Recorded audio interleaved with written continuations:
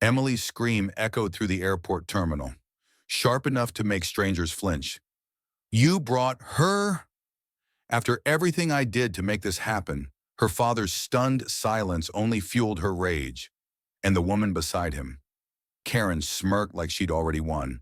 For years, Emily had dreamed of this trip, a journey to Italy with her father, David, to reconnect after a decade of distance divorce, new families, and unspoken grudges had eroded their bond.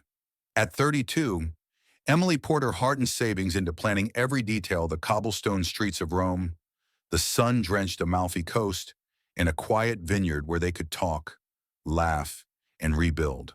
She'd spent $8,000 meticulously budgeting for flights, hotels, and private tours, all for a week of just the two of them. David had agreed, his voice warm with promises over the phone. Just us. Like old times. She believed him. She shouldn't have. The trouble started 6 months before the trip. Emily noticed her father's calls growing shorter, his tone distracted. He mentioned Karen, his new friend, casually at first, a co-worker who understood him. Emily brushed it off. Her father was allowed to have friends, but the mentions grew frequent, laced with a reverence that made Emily uneasy. Karen was fun, spontaneous, someone who got him in ways Emily's mother never had. Emily's gut twisted, but she pushed it down, focusing on the itinerary. She sent David the tickets, the hotel confirmations, the schedule. He replied with heart emojis and can't wait. She trusted him. That was her first mistake. As the departure date neared, Emily's excitement battled her nerves. She double-checked reservations, packed her father's favorite snacks, and even made a playlist of songs from her childhood road trips with him. At the airport, she arrived early, her suitcase stuffed with guidebooks and hope. She scanned the crowd for her father's familiar lopsided grin, her heart racing with anticipation. Then she saw him, and her world tilted. David wasn't alone. Karen stood beside him, her designer sunglasses perched on her head, a flashy suitcase in tow. Emily's stomach dropped. Dad, she managed, her voice small. David's smile faltered. Karen's here. I thought it'd be fun. Fun.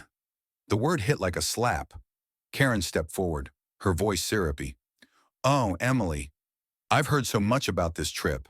I couldn't miss it. Emily's vision blurred with fury. This wasn't a group vacation.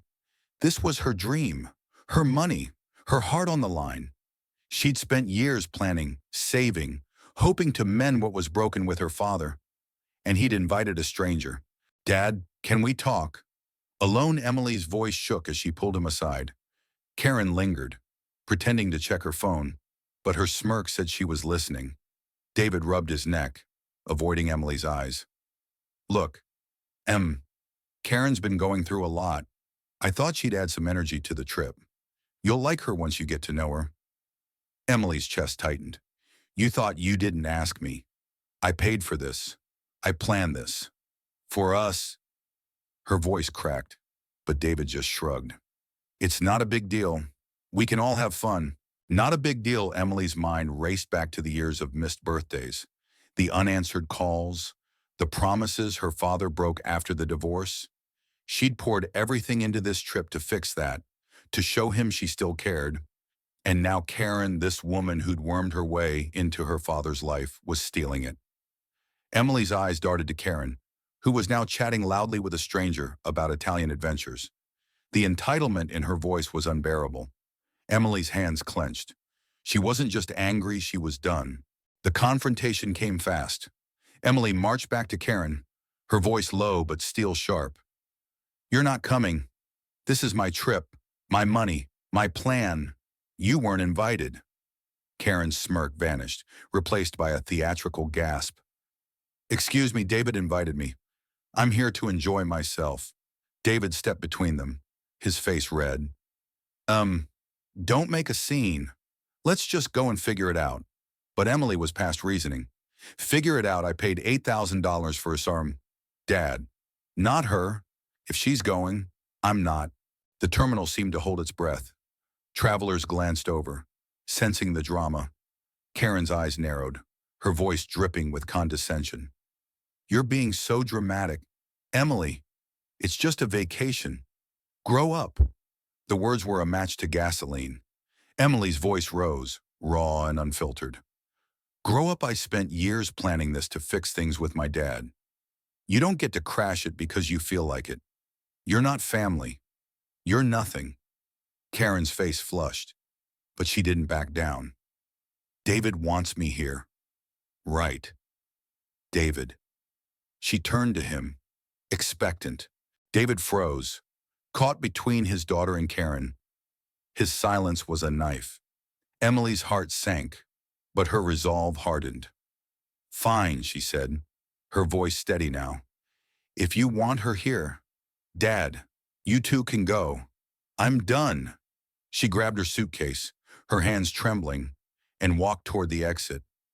David called after her. Wait. But she didn't stop. The weight of her decision crushed her, but so did the betrayal. She'd given everything, and he'd chosen Karen. Outside, the cold air hit Emily's face, mingling with her tears. She sat on a bench, staring at the itinerary she'd printed months ago, now crumpled in her hand. The dream of Italy of laughter, wine, and her father's pride was gone. She could hear Karen's voice inside, complaining loudly about spoiled kids. David's apologies followed, weak and half-hearted. Emily's phone buzzed with his texts. I'm sorry. Let's talk. But she didn't reply. She couldn't. The fallout was brutal. Emily canceled her flight, losing half the money. She texted her mother, who was furious but not surprised. Your father's always been spineless, she said. Emily didn't argue. She spent the night in a cheap airport hotel, replaying the scene in her head. The next morning, she saw Karen's social media post a selfie with David in Rome, captioned, "Living the Dream." Echoed Italy vibes. Emily's stomach churned. Karen had won temporarily, but the story didn't end there. In Rome, Karen's true colors emerged. She complained about everything. The hotel was tacky. The food was overrated. The tours were boring. David, stuck with her, began to see what Emily had warned him about. Karen's charm faded, replaced by demands and tantrums. By day 3, David was miserable. Texting Emily late at night, I messed up. I should have listened. Emily didn't respond. She was done carrying his mistakes. Weeks later, back home, Emily got a call from her father. His voice was heavy with regret. Karen's gone, he said. She wasn't who I thought. Emily listened, her heart torn between pity and anger. He apologized, promised to make it right, even offered to pay her back for the trip. But the money wasn't the point. The trust was broken. Emily agreed to meet him for coffee, but she made no promises. Some wounds take longer to heal. Karen, meanwhile, faced her own reckoning. Her social media posts about the trip drew attention, not the kind she wanted. Friends and coworkers saw through her perfect vacation facade, calling her out for crashing Emily's plans. One comment stung the most: "You ruined a daughter's dream for a free trip. Hope it was worth it?" Karen's replies were defensive, then silent. Her reputation took a hit, and David's circle quietly distanced themselves. Karma, it seemed, had a way of catching up. Emily didn't gloat. She was too busy rebuilding her confidence, her boundaries, her life. The trip was a loss, but it taught her something priceless. Her worth wasn't tied to her father's choices. She started planning again, this time for herself, a solo adventure. Maybe to Greece or Japan. She'd travel on her terms, with people who valued her, and if her father wanted back in, he'd have to earn it. What do you think? Was Emily right to walk away, or should she have compromised for her father's sake? Share your thoughts on where the line between family loyalty and self-respect should be drawn.